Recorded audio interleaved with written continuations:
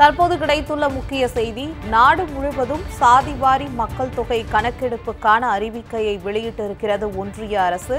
தமிழ்நாடு உள்ளிட்ட மாநிலங்களுக்கு 2027ஆம் ஆண்டு மார்ச் 1ஆம் தேதி மக்கள் தொகை கணக்கெடுப்பு தேதியாக அறிவிப்பு வெளியிட்டிருக்கிறது. தமிழ்நாடு உள்ளிட்ட மாநிலங்களுக்கு 2027ஆம் ஆண்டு மார்ச் 1ஆம் தேதி மக்கள் தொகை கணக்கெடுப்பு தேதியாக அறிவிக்கப்பட்டிருக்கிறது.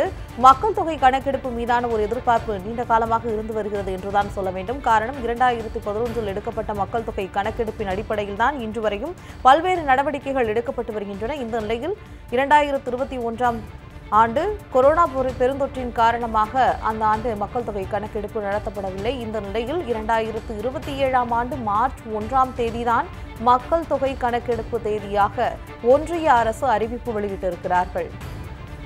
இதுகுறித்த கூடுதல் தகவல்களை வழங்குவதற்காக சிறப்பு செய்தியாளர் பால்முருகன் இணைப்பில் இருக்கிறார். வணக்கம் பால்முருகன். கிட்டத்தட்ட 10 ஆண்டுகளுக்கு ஒருமுறை நடத்தப்பட வேண்டியது வழக்கமாக இருக்கக்கூடிய ஒரு விஷயம்தான். ஆனால் கொரோனா பெருந்தொற்று அப்படின்னு தள்ளி போயிட்டே இருந்தது. இப்போ 2027ஆம் ஆண்டு தான் மக்கள் தொகை கணக்கெடுப்புக்கான அறிவிப்பு அப்படின்றத வெளியிட்டிருக்காங்க. உங்களுடைய கூடுதல் விவரங்கள் என்ன? இதனால் ஏற்படக்கூடிய பின் விளைவுகள் என்னவாக இருக்கும்? எல்லாத்தையும் விரிவாக பதிவு பண்ணுங்க. தற்போது 7 ஆண்டுகள் தாமதத்திற்கு பிறகு மக்கள் தொகை கணக்கெடுப்பு நடத்தப்படும் என்கிற அறிவிப்பு வெளியிடப்பட்டிருக்கிறது. அரசாணையாக இந்த அறிவிப்பு வெளியாகி இருக்கிறது. குறிப்பாக தமிழ்நாடு உள்ளிட்ட பெரிய மாநிலங்களில் அடுத்த ஆண்டு, அதாவது மார்ச் 1ஆம் தேதி 2027ஆம் ஆண்டு மக்கள் தொகை கணக்கெடுப்பு தொடங்கும் என்று அறிவிக்கப்பட்டிருக்கிறது. மற்ற சிறிய மாநிலங்களான ஜம்மு காஷ்மீர், லடாக், ஹிமாச்சல், உத்தராகண்ட் ஆகிய மாநிலங்களில் அடுத்த ஆண்டு அக்டோபர் 1ஆம் தேதி தொடங்கும் என்று கூறப்பட்டிருக்கிறது. இதன் காரணமாக கிட்டத்தட்ட 7-8 ஆண்டுகளுக்கு பிறகுதான் இந்த மக்கள் தொகை கணக்கெடுப்பு தொடங்க இருக்கிறது. இதனுடைய முடிவுகள் வெளியாகுவதற்கு மேலும் 1.5 ஆண்டுகள் ஆகும் ஒரு சூழ்நிலை இருக்கிறது. ஆகவே கிட்டத்தட்ட 2029ஆம் ஆண்டு வாக்கில்தான் இந்த மக்கள் தொகை கணக்கெடுப்பினுடைய பலன் மக்களுக்கு கிடைக்கும் என்கிற ஒரு சூழ்நிலை தான் தற்போது ஏற்பட்டிருக்கிறது.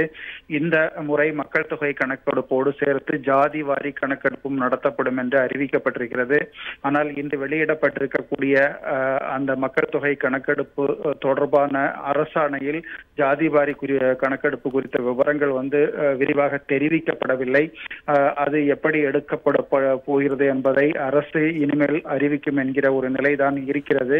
கடந்த முறை கிட்டத்தட்ட 59 கேள்விகளுடன் மக்கள் தொகை கணக்கெடுப்பு நடத்தப்பட்டது.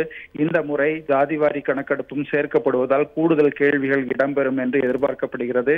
மக்கள் தொகை கணக்கெடுப்பின் போது பொதுமக்கள் இணையதளத்தில் தங்களுடைய பெயர் விடுபட்டிருக்கிறதா, சேர்க்கப்பட்டிருக்கிறதா என்கிற விவரங்களை பார்ப்பதற்கு எதிராக ஒரு புதிய நடைமுறை இந்த முறை கொண்டு வரப்படுகிறது. டிஜிட்டல் முறையிலான மக்கள் தொகை கணக்கெடுப்பு நடைபெறும் என்று அறிவிக்கப்பட்டிருக்கிறது. இந்த மக்கள் தொகை கணக்கெடுப்புக்கு பிறகு 2029ஆம் ஆண்டு நடைபெறக்கூடிய நாடாளுமன்ற தேர்தலில் 33% பெண்களுக்கான இடஒதுக்கீடு உள்ளிட்ட சட்டங்களை அமல்படுத்துவதற்கான முயற்சிகள் மேற்கொள்ளப்படும் என்று எதிர்பார்க்கப்படுகிறது. 27ஆம் ஆண்டு மக்கள் தொகை கணக்கெடுப்புக்காக தற்போது 35 லட்சம் பணியாளர்களை நியமிப்பதற்கும் ஒன்றிய அரசு திட்டமிட்டிருக்கிறது. அப்படி பணியாளர்கள் தமிழ்நாடு உள்ளிட்ட மாநிலங்களுக்கு 2027ஆம் ஆண்டு மார்ச் 1ஆம் தேதி மக்கள் தொகை கணக்கெடுப்பு தேதியாக அறிவிக்கப்பட்டிருக்கிறது. வடகிழக்கு மாநிலங்களுக்காக அக்டோபர் 2026 மக்கள் தொகை கணக்கெடுப்பு பணியானது துவங்கும் என்ற ஒரு அறிவிப்பையும் அந்த விவரங்களையும் கூறியதற்கு நன்றி பால்முருகன்.